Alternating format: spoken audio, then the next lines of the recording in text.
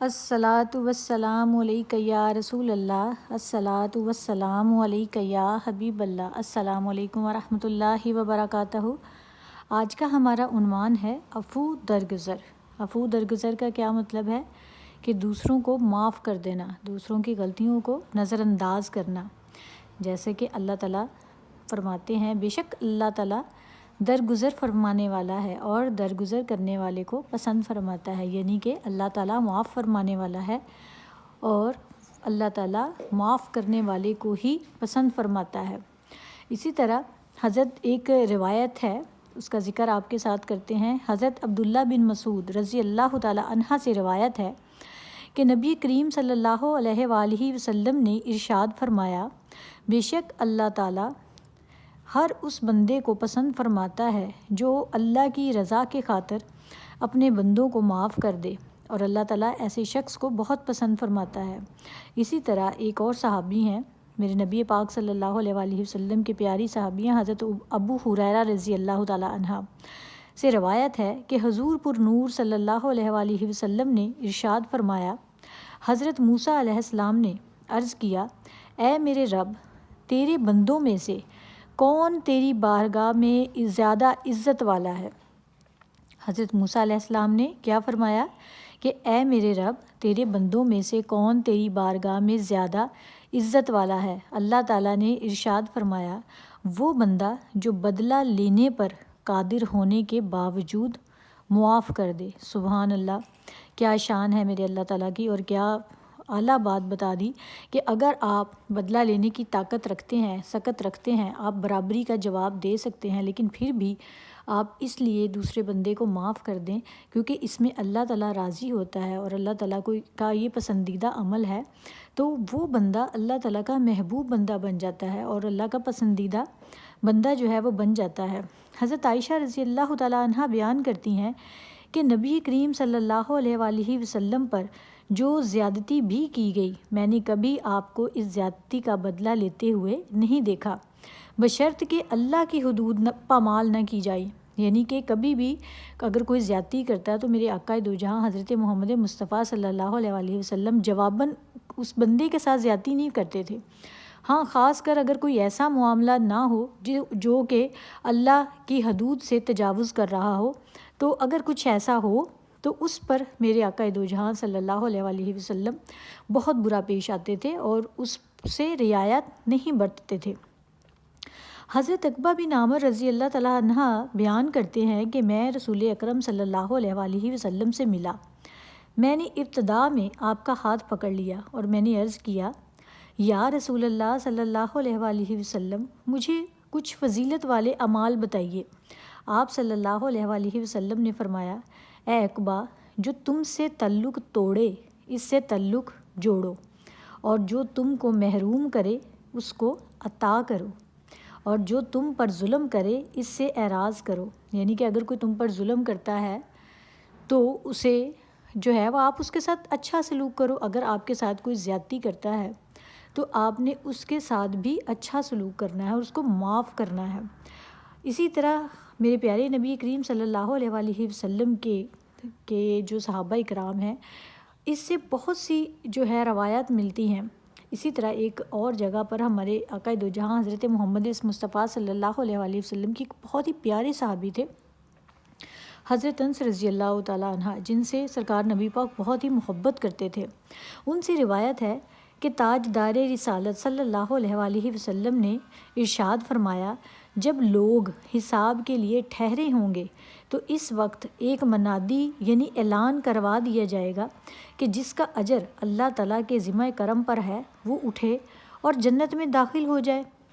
پھر دوسری بار اعلان کیا جائے گا کہ جس کا اجر اللہ تعالیٰ کے ذمہ کرم پر ہے وہ اٹھے اور جنت میں داخل ہو جائے۔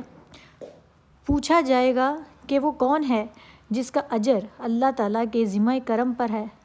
پھر منادی جو ہے، یعنی کہ جو اعلان کرنے والا بندہ ہے، وہ کہے گا کہ ان کا جو لوگوں کی خطاؤں کو معاف کرنے والے ہیں،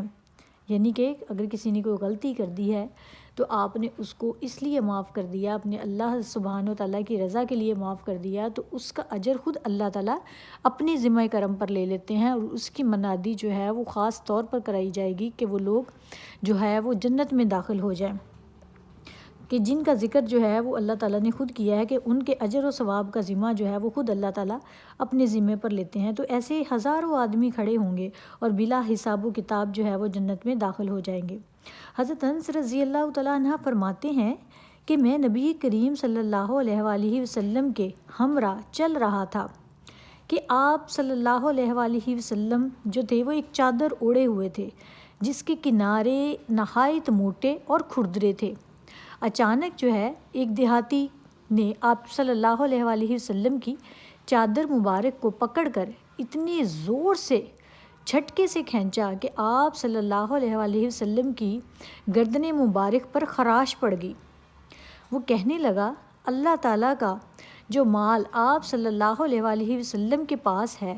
آپ پلیز یعنی مہربانی فرمائیے کہ اس میں سے کچھ مجھے عطا کیجیے۔ حضور پر نور صلی اللہ علیہ وآلہ وسلم اس کی طرف متوجہ ہوئے اور مسکرا دیے۔ کیا شان ہے میرے آقا دو جہاں حضرت محمد مصطفیٰ صلی اللہ علیہ وآلہ وسلم کی کہ اتنے زور کے جھٹکے سے چادر کھینچی گئی اور میرے آقا کریم صلی اللہ علیہ وآلہ وسلم اس شخص کو دیکھ کر مسکرا دیے اور پھر اسے کچھ مال بھی عطا فرمانے کا حکم دے دیا۔ اسی طرح میرے آقا کریم صلی اللہ علیہ وآلہ وسلم کا ارشاد مبارک ہے کہ اللہ تعالیٰ ایسے لوگوں کو جو ہے وہ پسند کرتا ہے جو اسی طرح دوسرے لوگوں کی غلطیاں صرف اللہ تعالیٰ کے لیے معاف کر دیتے ہیں۔ پھر ارشاد فرمایا، اللہ تعالیٰ تجھے معاف کرے۔ پھر عرض گزار ہوئی اور اللہ احسان کرنے والوں کو پسند فرماتا ہے۔ ارشاد فرمایا، جا تو اللہ تعالیٰ کی رضا کے لیے آزاد ہے۔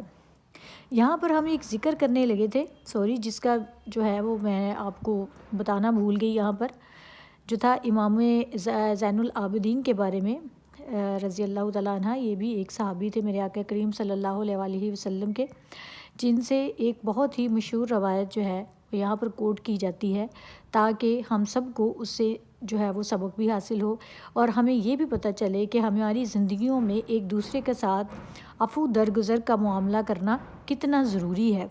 کیونکہ آج ہم یہ دیکھتے ہیں کہ اگر ایک بندہ کسی دوسرے کے ساتھ ناراض ہے اور اگر کوئی بندہ جو ہے وہ اس سے معافی طلب کر بھی لیتا ہے، وہ اللہ کے لیے اس سے معافی مانگ لیتا ہے، تو جس سے معافی مانگی جاتی ہے وہ اپنے کندھے اتنے اونچے کر لیتا ہے، اتنا تکبر میں آ جاتا ہے اور وہ خود کو یہ سمجھنے لگ جاتا ہے کہ چاہے پتہ نہیں میرے میں کیا سرخاب کے پر جڑے ہوئے ہیں کہ جو اس بندے نے میرے سے معافی مانگ لی، بلکہ یہ اس بندے کی جو ہے وہ اعلیٰ ظرف ہی ہے کہ اس نے اللہ تعالیٰ کے لیے جو ہے وہ اس بندے سے معافی طلب کر لی، اور اس درجات بھی اسی بندے کے بلند ہوں گے ڈیفینیٹلی، جو کہ اللہ تعالیٰ کے لیے جو ہے وہ اپنے آپ کو دوسرے بندے کے آگے جھکائے گا۔ تو ہم بات کر رہے تھے حضرت جو تھے امام زین العابدین کے بارے میں۔ بن حسین رضی اللہ تعالیٰ عنہ کی لونڈی وضو کرواتے ہوئے ان پر پانی ڈال رہی تھی کہ اچانک اس کے ہاتھ سے برتن جو ہے آپ صلی اللہ علیہ وآلہ وسلم کے چہرے پر گر گیا، یعنی امام زین العابدین جو ہیں آپ رضی اللہ تعالیٰ عنہ کے چہرے پر گر گیا، جس سے چہرہ زخمی ہو گیا۔ آپ صلی اللہ علیہ وآلہ وسلم نے اس کی طرف سر اٹھا کر دیکھا تو اس نے عرض کی، اللہ تعالیٰ ارشاد فرماتا ہے، اور غصہ پینے والے امام زین العابدین رضی اللہ تعالیٰ نے فرمایا، میں نے اپنا غصہ پی لیا۔ اس نے پھر عرض کیا، اور لوگوں سے درگزر کرنے والے، یعنی کہ جو ان کی لونڈی تھی وہ جب پانی کے ساتھ وضو کروا رہی تھی تو جو پانی تھا وہ ان کے اوپر گر گیا، تو امام زین العابدین کو غصہ آیا، لیکن انہوں نے اپنا غصہ جو تھا وہ پی لیا اور اس کو معاف فرما دیا۔ تو وہاں پر میرے آقا کریم صلی اللہ علیہ وآلہ وسلم نے فرمایا کہ اللہ تعالیٰ ارشاد فرماتا ہے کہ غصہ پینے والے جو ہیں اور لوگوں سے درگزر کرنے والے، اللہ تعالیٰ کے ہاں ان لوگوں کے درجات الگ ہیں، اور اللہ تعالیٰ ایسے بندوں کو جو احسان کرنے والے ہیں ان کو پسند فرماتا ہے۔ آج امید کرتی ہوں کہ ہم نے اس موضوع سے کچھ نہ کچھ ضرور سیکھا ہوگا، کیونکہ میری آقا کریم صلی اللہ علیہ وآلہ وسلم کی تمام تر زندگی کے تمام پہلو جو ہے وہ ہمارے لیے سبق ہے اور ہمیں سکھانے کے لیے کہ ہم نے زندگی کیسے گزارنی ہے۔ بہترین زندگی گزارنے کا اگر ہم عمل سیکھ لیں، اگر ہم طریقہ سیکھ لیں، تو ہماری عبادات جو ہیں وہ مقبول عبادات بن جائیں گی۔ تو اس دعا کے ساتھ آپ سے اجازت چاہتی ہوں کہ اللہ آپ سب کا حامی و ناصر ہو۔ اللہ تعالیٰ آپ سب پر اپنی کروڑوں رحمتیں اور برکتیں نازل فرمائے۔ جزاک اللہ۔